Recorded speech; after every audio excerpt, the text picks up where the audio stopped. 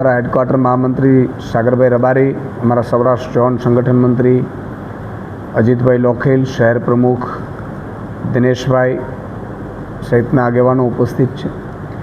मित्रों, ज्यारथी विसावदरनी चूंटणी भाजप हार्यु छे। भाजप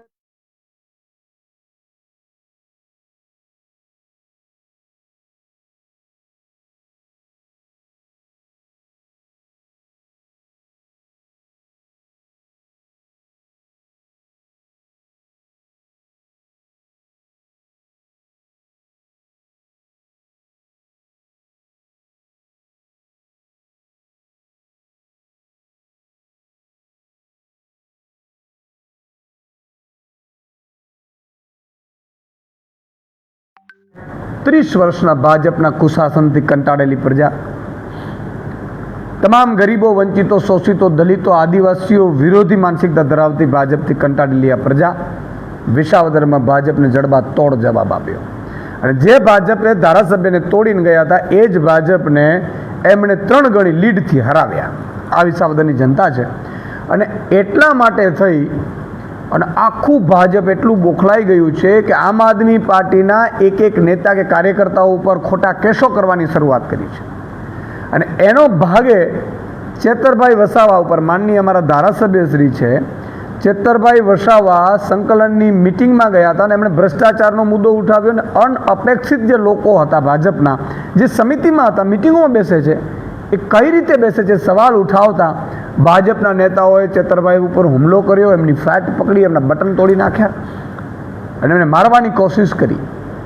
તમે વિચાર કરો કે એ મારવાની કોશિશ બાદ ચેતરભાઈએ સ્વયંભૂ અરજી લખી અને પોલીસ સ્ટેશનમાં આપે છે અને ભાજપના નેતા વિરુદ્ધ ફરિયાદ કરે છે।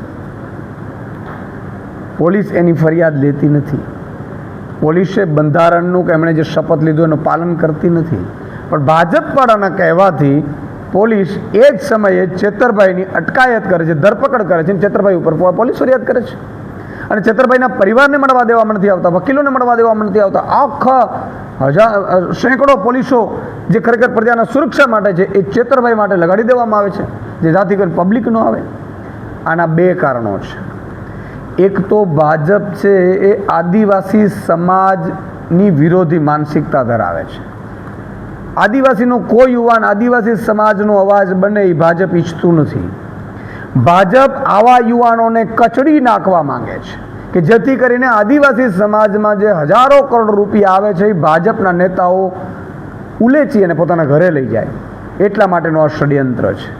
તમે જો ચેતરભાઈ વસાવાએ ચાલુ મંત્રીની સામે પડ્યા, ચાલુ મંત્રીના 2000 કરોડથી વધારેનો મનરેગા કૌભાંડનો ભ્રષ્ટાચાર બહાર પાડ્યો, એમના દીકરાઓને એમની જ પોલીસે પકડ્યા અને હવે તાલુકા જિલ્લામાં જે ચેતરભાઈ પાસે કેટલા નાગરિકો આવે છે કે અમારા રૂપિયા ખાઈ ગયા છે, અમારા રૂપિયા ખાઈ ગયા છે, આ બધાય કૌભાંડો જ્યારે ચેતરભાઈ વસાવા બહાર પાડી રહ્યા છે એટલે ભાજપવાળા વધારે બોખલાઈ ચૂક્યા છે।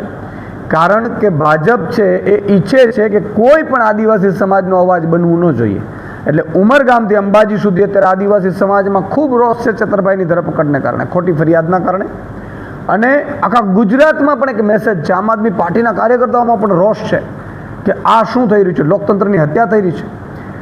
એક માનનીય ધારાસભ્યની તમે વિના કારણે અટકાયત કરો છો તો સામાન્ય નાગરિકનું શું થતું હશે? તમે વિચાર કરો, આદિવાસી સમાજનો અવાજ બનેલા ધારાસભ્ય શ્રી મજબૂત નેતા ચેતરભાઈ વસાવાની જો ધરપકડ કરાતી હોય અને એમની ઉપર ખોટી ફરિયાદો કરાતી હોય ને એમની ફરિયાદ લેવામાં ન આવતી હોય તો એક સામાન્ય આદિવાસીની હાલત શું થતી હશે ભાજપના રાજમાં?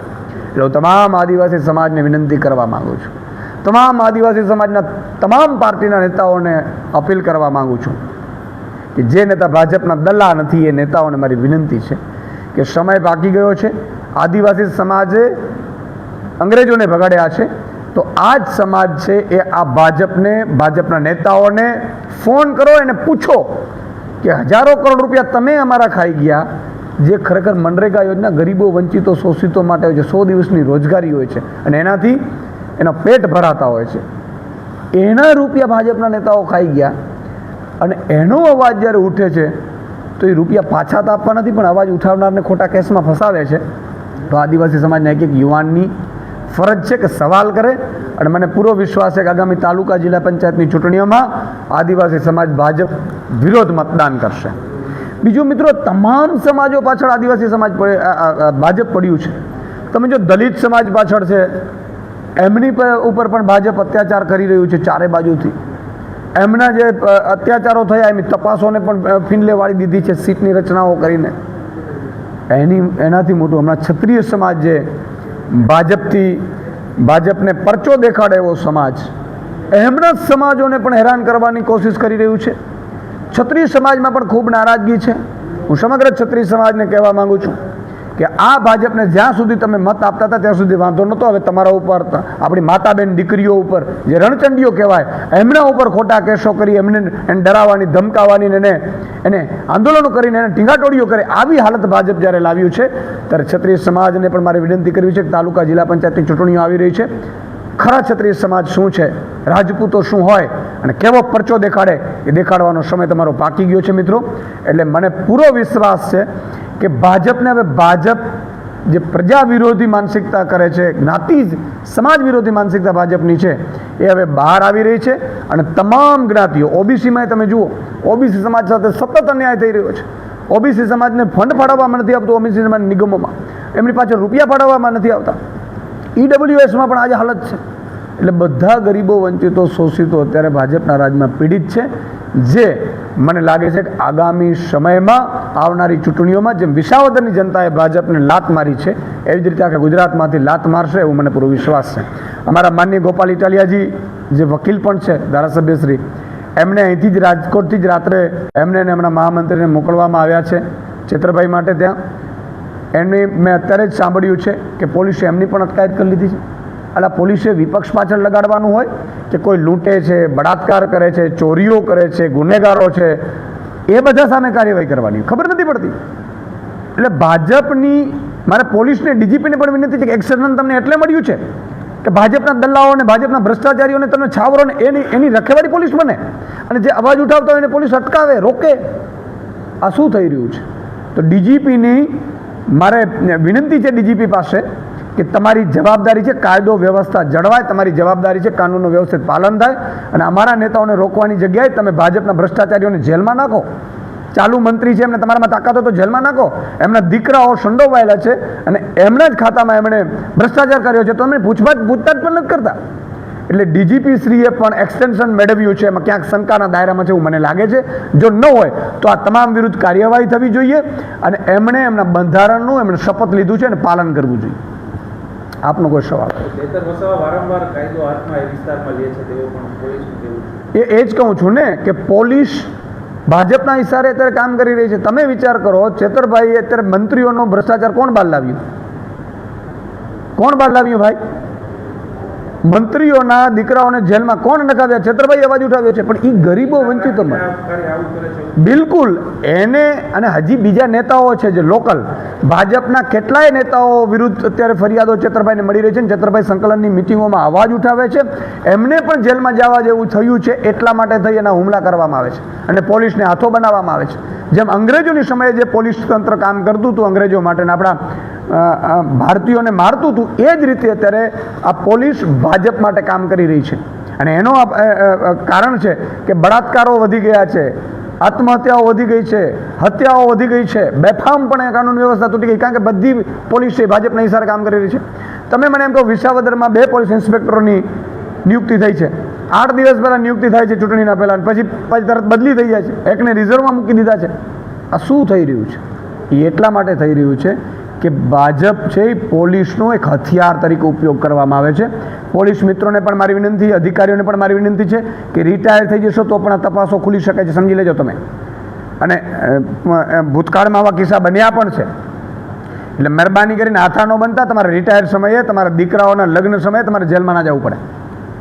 આ પણ એક ચેતવણી છે મારી. એમનો સવાલ, ચૈતરભાઈ વારંવાર કાયદો હાથમાં લઈ રહ્યા છે, એ છાપ ભારતીય જનતા પાર્ટી દ્વારા ગણતરીપૂર્વક ઊભી કરાઈ રહી છે. ગુજરાતના આદિવાસી વિસ્તારમાં પેસા એક્ટનો સંપૂર્ણપણે અમલ આજ સુધી નથી થયો. ફોરેસ્ટ રાઇટ એક્ટ અંતર્ગત આદિવાસી સમાજને જે જમીનો મળવી જોઈતી હતી એ સ્થાનિક ઘર્ષણ કર્યું, હાઈકોર્ટે ચુકાદો આપ્યો, જે બી પાર્ટીવાલાનું જજમેન્ટ આવ્યું, એ પછી એ જજમેન્ટનો પણ અમલ નથી થઈ રહ્યો.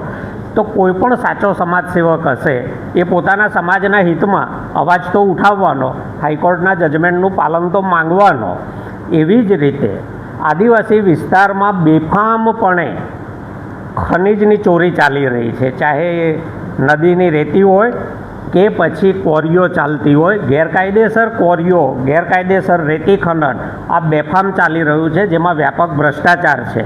તો સ્વાભાવિક છે કે જે લોકો ચૂંટણી જીતીને ભાજપના ગુલામ થઈ ગયા છે, પરંતુ જે ગુલામ નથી, જે કોઈનાથી દબાયેલો નથી, એવો સમાજસેવક તો પોતાના સમાજ માટે અવાજ ઉઠાવે.